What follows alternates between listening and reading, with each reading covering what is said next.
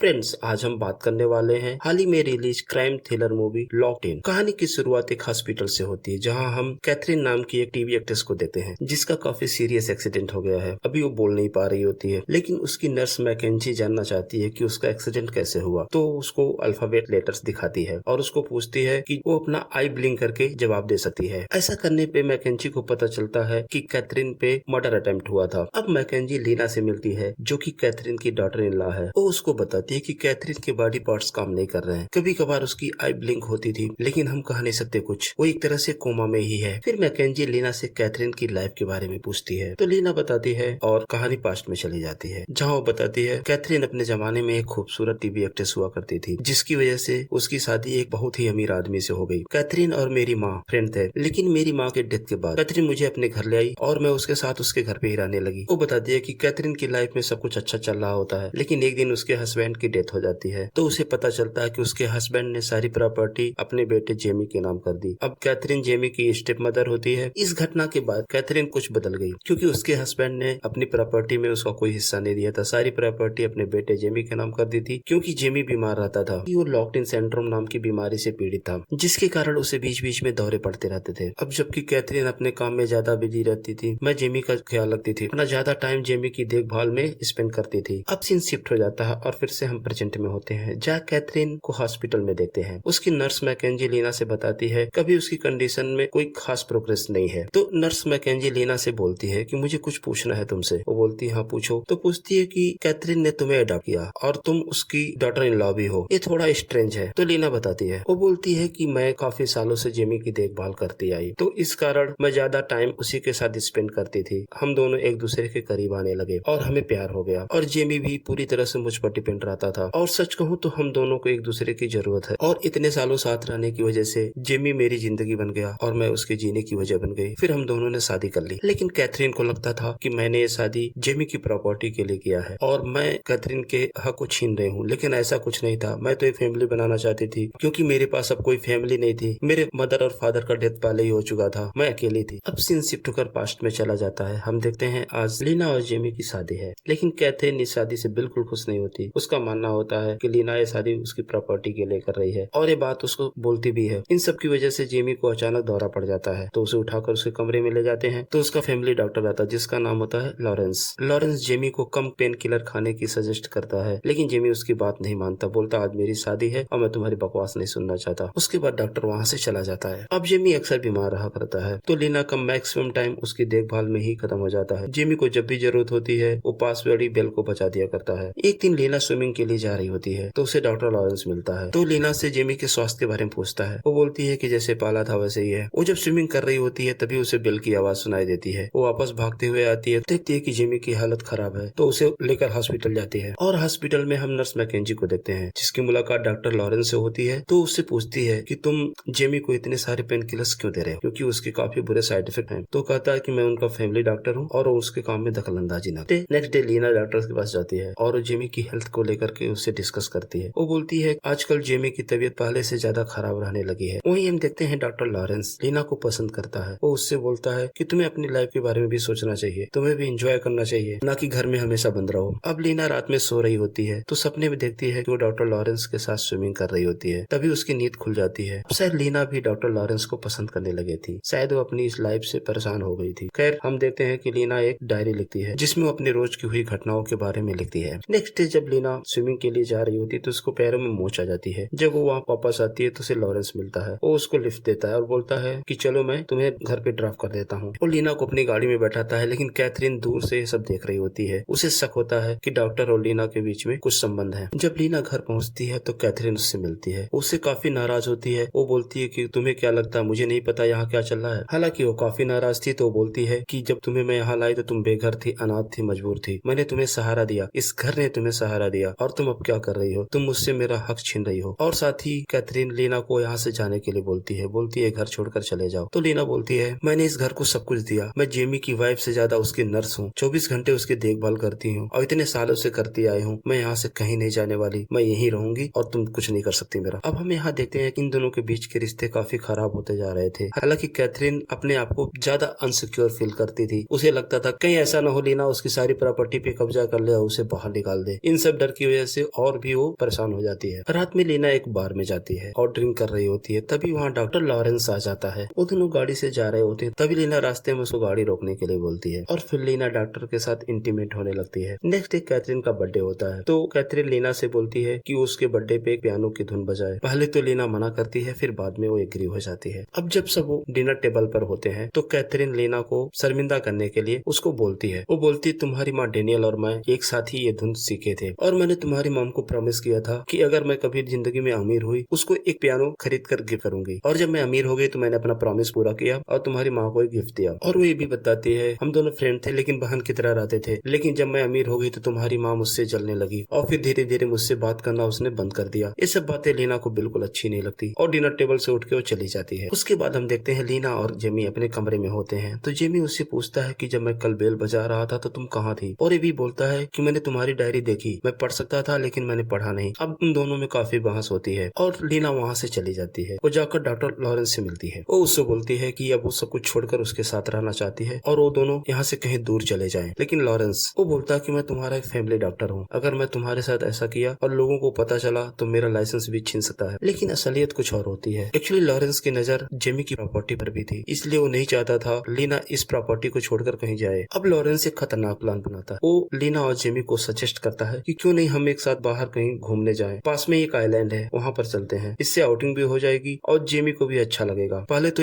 लीना इनकार कर देती है, लेकिन जेमी के फोर्स करने पे वो रेडी भी हो जाती है। अब जब तीनों एक छोटी नाव में बैठकर झील में जा रहे होते हैं तो लॉरेंस जानबूझकर नाव को पलट देता है। वो तीनों पानी में गिर जाते हैं। जेमी ऊपर आना चाहता है लेकिन लॉरेंस उसके पैर को खींचकर नीचे लेकर चला जाता है। लीना उसे बचाने की कोशिश करती है लेकिन वो नहीं बचा पाती और जेमी की यहाँ पे डूबकर मौत हो जाती है। अब थोड़ी देर बाद वहाँ पुलिस आ जाती है और कैथरीन भी। कैथरीन ये सब सुनकर काफी दुखी होती है, रोती है। हालांकि वो जेमी को बहुत पसंद नहीं करती थी लेकिन फिर भी वो उसके लिए काफी दुखी होती है। अब सीन शिफ्ट होकर प्रेजेंट में आ जाता है। अब हम नर्स मैकेंजी को देखते हैं। मैकेंजी को लीना पर शक होता है क्योंकि पहले कैथरीन का एक्सीडेंट, अब उसे जेमी की डेथ के बारे में पता चलता है। तो लीना से जेमी के बारे में पूछती है कि उसकी मौत कैसे हुई। तो लीना बताती है कि हम तीनों बोट में जा रहे थे और बोट पलट गई और पानी में डूबने से जेमी की मौत हो गई। लेकिन मैकेंजी को लीना की बातों पे बिल्कुल भरोसा नहीं था और वो लीना से बोलती है कि मैं सब कुछ समझ रही हूँ कि इस घर में एक फैमिली डॉक्टर है जो अपने पेशेंट को जरूरत से ज्यादा पेन किलर देता है, और वही जब उस पेशेंट की मौत होती है तो वो भी उस जगह पे होता है जहाँ वो पानी में डूबता है। अब सीन शिफ्ट होकर पास्ट में चला जाता है जहाँ हम देखते हैं लॉरेंस लीना से मिलता है। तो लीना बोलती है कि मुझे बिल्कुल यहाँ अच्छा नहीं लगता। तो लॉरेंस सजेस्ट करता है कि तुम्हें वो घर बेच देना चाहिए और वो पैसे लेकर हम कहीं दूर निकल जाएंगे। लेकिन लीना मना कर देती है। वो बोलती है मैं कैथरीन के साथ ऐसा नहीं कर सकती है क्योंकि वो घर कैथरीन का भी है। लॉरेंस लीना को समझाने की कोशिश करता है लेकिन लीना नहीं मानती। तो लॉरेंस लीना को उसकी डायरी दिखाता है। बोलता है इसमें तुमने वो सब चीजें लिख रखी हैं जो हमने किया, कि कैसे हमने जेमी को मारा और कैसे तुम जेमी को मारने के लिए तरह तरह के तरीके सोचती रहती थी। अब लीना वापस अपने घर चली जाती है और वो कैथरीन को बुलाती है। वो अभी उसे ढूंढ रही होती है, तभी वो देखती है कि लॉरेंस अपनी गाड़ी के साथ वहाँ आ जाता है। लीना कैथरीन को ढूंढते हुए नीचे आ जाती है। वो देखती है कि कैथरीन डॉक्टर लॉरेंस के साथ इंटीमेट हो रही थी। अब उसे झटका लगता है। वो समझ जाती है कि लॉरेंस डबल क्रॉस कर रहा है, वो मुझे चीट कर रहा है और कैथरीन को भी चीट कर रहा है। उसे सिर्फ प्रॉपर्टी चाहिए, वो किसी से प्यार नहीं करता। अब लीना गुस्से में अपने कमरे में जाती है और अपने कपड़े अपने बैग में डालकर वहाँ से निकलना चाहती है, लेकिन तभी लॉरेंस उसे रोक लेता है। वो उसको मना करती है। फिर लॉरेंस उसको जान से मारने की कोशिश करता है। वो लॉरेंस को धक्का देती है और वहाँ से भाग जाती है और जाकर एक कमरे में अपने को बंद कर लेती है। उस कमरे के साइड में एक विंडो था, तो लॉरेंस उस विंडो का शटर उठाकर उस रास्ते घुसना चाहता था। तभी लीना विंडो गिरा देती है और पास में पड़ी एक फोर्क को उसके हाथों में मार देती है, जिससे वो चिल्लाने लगता है।